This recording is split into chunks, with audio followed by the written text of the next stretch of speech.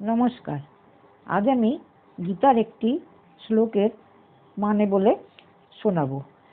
কর্মযোগী লোকসংগ্রহের জন্য কর্ম করেন। লোকসংগ্রহ মেবাপি সমপশ্যানা কর্তুমহর্ষি। অর্থাৎ লোকসংগ্রহের তাৎপর্য হচ্ছে সমাজের মর্যাদা সুরক্ষিত রাখার উদ্দেশ্য।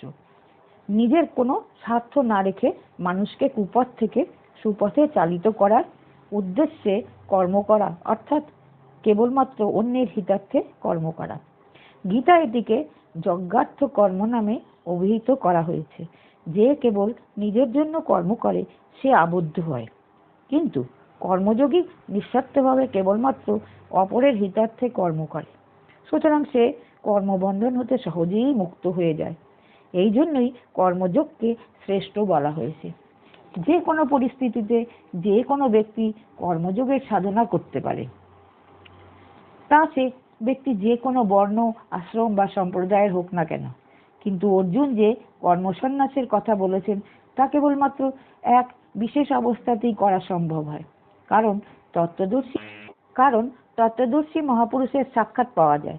তার প্রতি শ্রদ্ধা জন্মানো এবং তার নিকটে বাস করা সকল মানুষের কাছে এরূপ সুযোগ আসে না।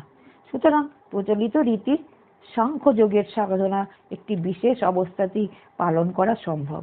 কিন্তু কর্মযোগের সাধন যে কোনো পরিস্থিতিতে এবং যে কোনো ব্যক্তি করতে পারে, সেই জন্যই কর্মযোগ শ্রেষ্ঠ বলা হয়েছে। প্রাপ্ত পরিস্থিতির সদুপযোগ করাকে কর্মযোগ বলা হয়। যুদ্ধের মতো ভয়ানক পরিস্থিতিতেও কর্মযোগ পালন করা যায়। যে কোনো ব্যক্তি যে কোনো পরিস্থিতিতেই কর্মযোগ পালনের সমর্থ। কারণ কর্মযোগে কোনো কিছু লাভের আশা থাকে না। কোনো কিছু প্রাপ্তির আকাঙ্ক্ষা থাকলে কর্তব্য কর্মে অসমর্থতা এবং অনীহা আসে। কর্তৃত্ব এবং ভোক্তৃত্ব নিয়ে জগৎ সংসার। সাংখ্যযোগী এবং কর্মযোগী উভয়কেই সংসার থেকে সম্পর্ক ছেদ করতে হয়। তাই উভয় যোগেরই কর্তৃত্ব এবং ভোক্তৃত্ব এই দুই বাসনার অবসান ঘটানোর প্রয়োজনীয়তা থাকে। তীব্র বৈরাগ্য এবং তীক্ষ্ণ সচেতনতার দ্বারা সাংখ্যযোগী কর্তৃত্বের অবসান ঘটান। বৈরাগ্যর অত তীব্রতা না থাকায় এবং সচেতনতা কম হওয়ায় কর্মযোগী অন্যের হিতার্থে কর্ম করে ভোক্তৃত্বের অবসান ঘটান। এইভাবে সাংখ্যযোগী কর্তৃত্ব ত্যাগ করে সংসার বন্ধন থেকে মুক্ত হন এবং কর্মযোগী ভোক্তৃত্ব অর্থাৎ পিছু পাবার আশায় কর্তৃত্ব ত্যাগ করে সংসার বন্ধন থেকে মুক্ত হন এবং কর্মযোগী ভোক্তৃত্ব অর্থাৎ কিছু পাবার আশা ত্যাগ করে সংসার বন্ধন থেকে মুক্ত হন। এটাই নিয়ম যে কর্তৃত্ব ত্যাগ করলে ভোক্তৃত্ব ত্যাগ হয় এবং ভোক্তৃত্ব ত্যাগ করলে কর্তৃত্ব স্বতই পরিত্যক্ত হয়। কোনো কিছু পাওয়ার ইচ্ছাতেই কর্তৃত্ব আসে। যে কর্ম নিজের জন্য কোনো প্রকারের সুখ ভোগের আকাঙ্ক্ষা থাকে না, সেটি ক্রিয়ামাত্র কর্ম নয়। যন্ত্রে যেমন কর্তৃত্ব থাকে না, তেমনি কর্মযোগীরও কর্তৃত্ব থাকে না। সাধক জগতের প্রাণী, বস্তু, পরিস্থিতি ইত্যাদি নিজের আসক্তি স্পষ্ট অনুভব করেন।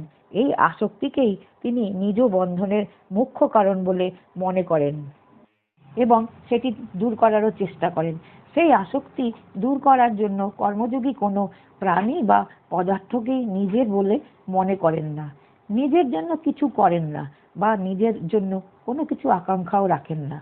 ক্রিয়ার মাধ্যমে সুখ ভোগের কামনা না থাকায় কর্মযোগীর ক্রিয়ার পরিণাম সকলের হিত এবং বর্তমানকালে সকলের সুখ ও আনন্দের জন্যই হয়ে থাকে। ক্রিয়ার থেকে সুখ আহরণের অভাব ভাব থাকলে ক্রিয়াগুলি অহংকার এবং মমতা জন্মায়, কিন্তু ক্রিয়ার থেকে সুখ আহরণের বিন্দুমাত্র ভাব না থাকলে কর্তৃত্ব আসে না। কারণ ক্রিয়া দোষের নয়, ক্রিয়াজনিত আসক্তি এবং ক্রিয়ার ফলাকাঙ্ক্ষাই দোষের। সাধক যদি ক্রিয়া হতে সুখ না চান এবং ক্রিয়ার ফল আশা না করেন, তাহলে কর্তৃত্ব কি করে থাকে? কারণ কর্তৃত্ব বজায় থাকে ভোক্তৃত্বের উপরে। ভোক্তৃত্ব না থাকলে কর্তৃত্ব নিজ উদ্দেশ্য লীন হয়ে যায়, তখন কেবল পরমাত্মা তত্ত্বই অবশিষ্ট থাকে।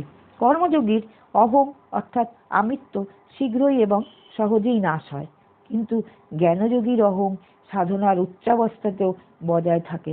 কারণ এই যে আমি সেবক, এইরূপ মনোভাব থাকায় কর্মযোগীর অহং ও সেবার নিয়োজিত থাকে। কিন্তু আমি মুমুক্ষু এইরূপ মনোভাব থাকায় জ্ঞানযোগী অপরিবর্তিতই থাকে।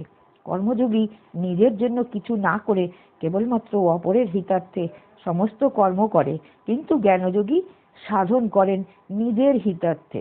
নিজের হিতের জন্য সাধন করলে অহং যেমনকার তেমনই বজায় থাকে। জ্ঞানযোগের মূল বিষয় হলো জগতের স্বাধীন সত্তার অনস্তিত্ব উপলব্ধি করা, এবং কর্মযোগের মূল বিষয় হলো আসক্তির অনস্তিত্ব উপলব্ধি করা। জ্ঞানযোগী বিচারের সাহায্যে জগতের সত্তার অনস্তিত্ব বোধ করতে চেষ্টা করেন, কিন্তু জাগতিক বিষয়বস্তুর উপর আসক্তি থাকায় জগতের সত্তার অনস্তিত্ব অনুভব করা খুবই কঠিন। যদিও জ্ঞানযোগের সাধকের বিচারকালে বিষয়বস্তু স্বতন্ত্র সত্তার অনস্তিত্ব বোধ হয়, কিন্তু ব্যবহারকালে পদার্থসমূহের স্বতন্ত্র সত্তা প্রতীত হয়। অপরপক্ষে কর্মযোগী সাধকের লক্ষ্য অপরকে সুখী করার জন্যই নির্দিষ্ট থাকায় তার আসক্তি স্বতই দূর হয়। তাছাড়াও আহরিত বস্তুসমূহ বর্জন করা কর্মযোগীর পক্ষে যত সহজ, জ্ঞানযোগীর পক্ষে তত নয়। জ্ঞানযোগীর কাছে কোনো বস্তুকে মায়া মনে করে ত্যাগ করা কঠিন হয়ে পড়ে। অপরদিকে সেই বস্তুই যদি দেখা যায় অন্যের প্রয়োজনে আছে, তবে সেটি ত্যাগ করা সহজ হয়। যেমন আমার কাছে কম্বল আছে, সেটি অন্যের প্রয়োজন আছে, জেনে পরিত্যাগ করা বা তার থেকে আসক্তি সরানো অত্যন্ত সহজ কথা, কিন্তু কম্বলটির বিচার দ্বারা অনিত্য ক্ষণভঙ্গুর মায়াময় মনে করে সেটিকে পরিত্যাগ করা সহজ হয় না। দ্বিতীয়ত, মায়া মাত্র মনে করে ত্যাগ করায় যে সকল বস্তু আমাদের ভালো লাগে না, সেই মন্দ বস্তুগুলি সহজেই পরিত্যক্ত হয়, কিন্তু যেগুলি আমাদের ভালো লাগে সেই সুন্দর বস্তুগুলি ত্যাগ করতে কষ্ট হয়। আবার অন্যের কাজে লাগে দেখে যে বস্তুগুলি ভালো লাগে তা সহজেই ত্যাগ করা যায়। যেমন খাবারের সময় থালায় বেশি রুটি যদি কম করতে হয়, তবে বাসি ঠান্ডা রুটি আগে তুলে দেব, কিন্তু যদি অন্যকে দিতে হয় তাহলে ভালো রুটিটাই দেব, খারাপ বা বাসি নয়। তাই কর্মযোগের প্রক্রিয়ায় আসক্তি দূর না করলে সাংখ্যযোগের সাধন হওয়া খুবই কঠিন। বিচারপূর্বক পদার্থগুলির সত্তা না মানা হলেও পদার্থগুলির উপর স্বাভাবিক আসক্তি থাকায় ভোগে লিপ্ত হয়ে পতন পর্যন্ত সম্ভাবনা থেকে যায়। শুধুমাত্র মিথ্যা জেনে অর্থাৎ অসৎ বস্তুকে অসৎ জানার দ্বারা আসক্তির নিবৃত্তি হয় না। যেমন চলচ্চিত্রে দৃশ্যমান পদার্থগুলি বাস্তবিক নয়, এইরূপ জানা সত্ত্বেও তাতে আসক্তি জন্মায়। সিনেমা দেখলে চরিত্র, সময়, চোখের দীপ্তি এবং অর্থ এই চারটিই নষ্ট হয়। এটি জেনেও আসক্তিবশত সিনেমা দেখা হয়। এর দ্বারা প্রমাণিত হয় যে বাস্তবে বস্তু না থাকলেও তাতে আসক্তি বা সম্পর্ক থাকতে পারে। যদি আসক্তি না থাকে তাহলে পদার্থের সত্তা স্বীকার করলেও তাতে আসক্তি জন্মায় না। সেই জন্য সাধকের প্রধান কাজ হলো আসক্তি বিনাশ করা, পদার্থের সত্তার নয়। কারণ আসক্তিই বন্ধনের কারণ, বস্তু নয়। পদার্থ সৎ হোক বা অসৎ, এমনকি সৎ অসতের চেয়েও অসাধারণ হলেও এতে যদি আসক্তি থাকে তাহলে তা বন্ধনকারী হবেই। প্রকৃতপক্ষে কোনো পদার্থই বন্ধনের কারণ নয়। বন্ধন হয় তাদের সঙ্গে আমাদের সৃষ্ট সম্বন্ধ দ্বারা, এবং সম্বন্ধ জন্মায় আসক্তির দ্বারা। সুতরাং সেই আসক্তি দূর করার দায়িত্ব আমাদের উপরই বর্তায়।